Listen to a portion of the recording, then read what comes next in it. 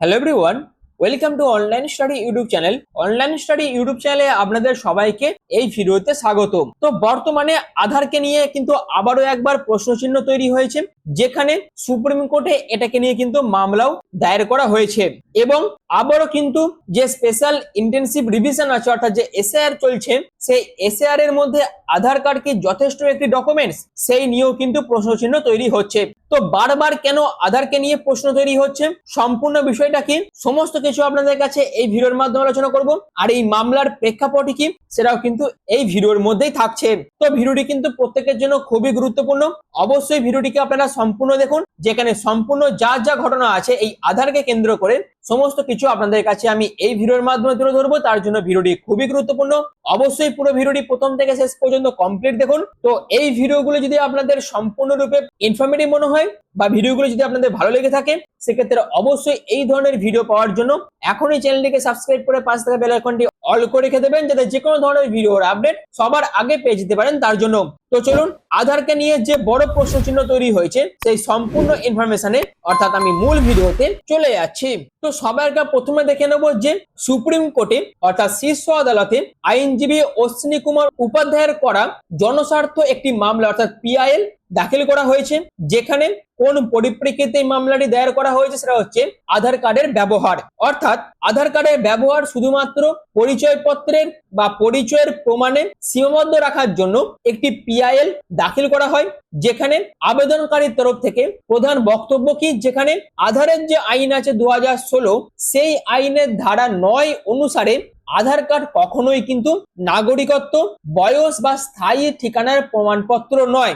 কিন্তু আমরা বর্তমানে কি দেখছি, প্রশাসনিক বিভিন্ন কাজে তার পাশাপাশি ভোটার তালিকায় এই আধার কার্ডকে কিন্তু সব থেকে বেশি প্রাধান্য দেওয়া হচ্ছে।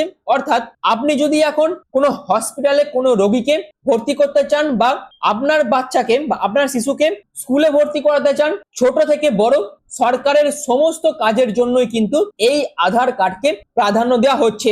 আর এটাই কিন্তু আধারের যে আইন আছে 2016 এবং তার মধ্যে যে ধারা 9 আছে, সেই প্রত্যেকটা ধারাকেই কিন্তু অমান্য করছে।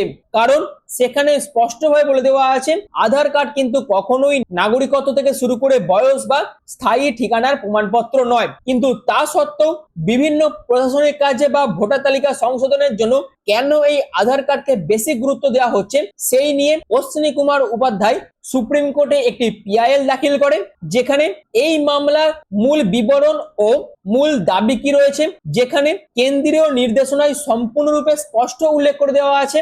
অর্থাৎ আবেদনকারীর মতে আধার হলো শুধুমাত্র পরিচয়ের প্রমাণ, অর্থাৎ ইউআইডিএআই, এবং আধার আইনে এই নিয়ম কিন্তু স্পষ্টভাবে মেনশন করে দেওয়া আছে।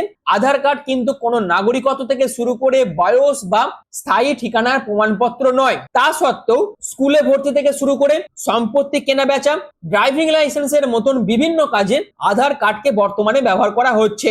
এবং তার পাশাপাশি আপনারা সম্প্রতি দেখেছেন ভোটার তালিকা যখন যাচাইকরণ চলছিল, অর্থাৎ নতুন ভোটার রেজিস্ট্রেশন ক্ষেত্রেও ফর্ম 6-এ আধার কার্ডকে বয়স ও বাসস্থানের প্রমাণ হিসেবে যেহেতু এই আধার কার্ডকে বর্তমানে ব্যবহার করা হচ্ছে, তার জন্যই অর্থাৎ সেটিকে আপত্তি জানানোর জন্যই এই পিটিশন কিন্তু দাখিল করা হয়েছে সুপ্রিম কোর্টে।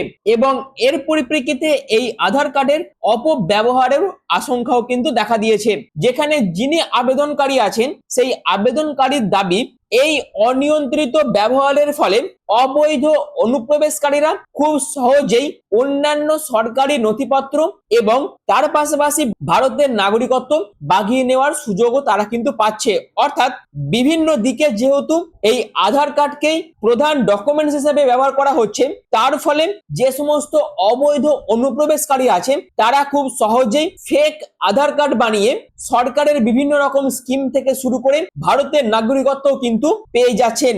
এই সমস্ত অপব্যবহারের আশঙ্কা করেই কিন্তু এই মামলা সুপ্রিম কোর্টে দায়ের করা হয়। তো এই তো ছিল প্রথম একটি পার্ট এই সম্পূর্ণ ঘটনাটার, এবং তার পাশাপাশি এই ঘটনার আরো একটি পার্ট হচ্ছে এসআইআর, অর্থাৎ ভোটার তালিকার বিশেষ নিবিড় সংশোধন প্রক্রিয়ায় শুধুমাত্র আধার কার্ড নাগরিকত্ব প্রমাণের জন্য যথেষ্ট নয়, সেটা কিন্তু বিচারপতি সূর্যকান্ত এবং বিচারপতি জয়মাল্য বাগচির ডিভিশন বেঞ্চের নির্দেশ অনুযায়ী এটি পরিচয় প্রমাণের জন্য একটি বৈধ 12তম বিকল্প নথি হিসাবে ব্যবহার করা যাবে। এই রকম যখন এটি রায় দিয়েছিল এবং তারপর থেকেই কিন্তু এই আধার কার্ডের ব্যবহার আমাদের সমগ্র সমাজ মাধ্যমে খুবই প্রবল আকারে বৃদ্ধি পায়। যেখানে বর্তমান যিনি মামলাকারী আছেন তিনি কিন্তু আধারের ভূমিকা নিয়েও আদালতের এই যে গুরুত্বপূর্ণ অবস্থান সেটাকেও তিনি ব্যাখ্যা করেন এবং এসএআর কে কেন্দ্র করে যখন সুপ্রিম কোর্টে মামলাগুলি ওঠে তখন সুপ্রিম কোর্টের প্রধান পর্যবেক্ষণ ও বেশ কিছু রায় কিন্তু এই আধারকে কেন্দ্র করে আসে। যেখানে সুপ্রিম কোর্ট কি কি পর্যবেক্ষণ ও কি কি রায় দেয় তার মধ্যে প্রথম হচ্ছে পরিচয়ের প্রমাণ ও নাগরিকত্বের নাম। অর্থাৎ শীর্ষ আদালত স্পষ্ট জানিয়ে দেয় যে এই বিষয়ে আধার কার্ড শুধুমাত্র সামাজিক কল্যাণমূলক প্রকল্প যেমন রেশন ও বায়োমেট্রিক শনাক্তকরণের উদ্দেশ্যে তৈরি করা হয়েছে।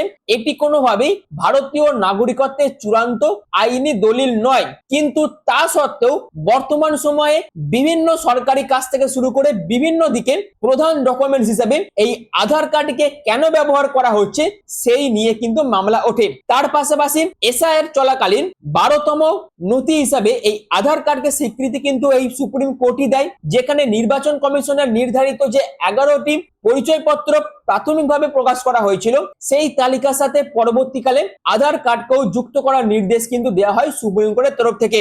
যেখানে ভোটার তালিকায় নাম নথিভুক্ত করার সময় অন্য নথি যদি না থাকে সেক্ষেত্রে সেই সমস্ত ব্যক্তিরা আধার কার্ডকে স্বতন্ত্র প্রমাণ হিসেবে দেবে, এরকমই একটি রায় কিন্তু তখন সুপ্রিম কোর্ট দেয়। কিন্তু আমরা কি দেখতে পাচ্ছি বর্তমান সময়ে এই আধার কার্ডে যেহেতু বর্তমান সময়ে একমাত্র ডকুমেন্টস হয়ে উঠেছে আইডেন্টি প্রুফ হিসেবের জন্য, সেটা কিভাবে হয়, সেটা কি আদৌ বৈধ, সেটা নিয়েও কিন্তু প্রশ্ন বর্তমানে উঠছে। তার পাশাপাশি যাচাইকরণের অধিকার হিসেবে নির্বাচন কমিশনারের কর্মকর্তারা জমাকৃত আধার কার্ডটির সত্যতা ও বৈধতা খতিয়ে দেখারও পূর্ণ অধিকার পাবেন। এই বিষয়ে একটি পর্যবেক্ষণ সুপ্রিম কোর্টের তরফ থেকে দেওয়া হয়। কিন্তু এখন প্রশ্ন হচ্ছে যে সুপ্রিম কোর্ট যেহেতু প্রথমেই বলে দিয়েছে যে এই আধার কার্ড শুধুমাত্র একটি জনকল্যাণমূলক প্রকল্প যেমন রেশন বা বায়োমেট্রিক শনাক্তকরণের উদ্দেশ্যে তৈরি করা হয়েছে, এটি কিন্তু কোনোভাবেই ভারতীয় নাগরিকত্বের চূড়ান্ত আইনি দলিল নয়। তা সত্ত্বেও কি কারণে এই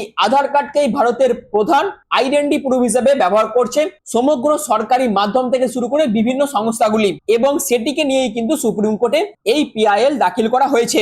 এছাড়াও সুপ্রিম কোর্টের তরফ থেকে আরো বেশ কিছু বড় প্রশ্ন কিন্তু তোলা হয়। যেখানে মামলার শুনানির সময় প্রধান বিচারপতির বেঞ্চ অনুপ্রবেশ ভোটাধিকার নিয়ে যখন গভীর উদ্বেগ প্রকাশ করেন, সেখানে সুপ্রিম কোর্টের তরফ থেকে প্রশ্ন তোলা হয় কোনো অনুপ্রবেশকারী যদি আধার কার্ড জোগাড় করে ফেলে তবে কি তার ভোটাধিকার জন্মায়? অর্থাৎ শুধুমাত্র আধারের ভিত্তিতে ভোটার তালিকার নাম তোলা হলে তা দেশের নিরাপত্তার জন্য সংশয় তৈরি করতে পারে।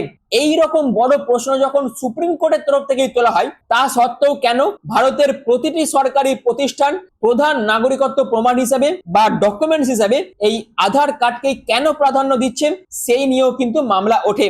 এবং সুপ্রিম কোর্টে যখন এই সম্পূর্ণ বিষয়গুলিকে নিয়ে পিআইএল দাখিল করা হয়, তার পরিপ্রেক্ষিতে সুপ্রিম কোর্টের তরফ থেকে এই সম্পূর্ণ বিষয়টার উপর পদক্ষেপ গ্রহণ করে বিজ্ঞপ্তি জারির নির্দেশ কিন্তু দেওয়া হয়।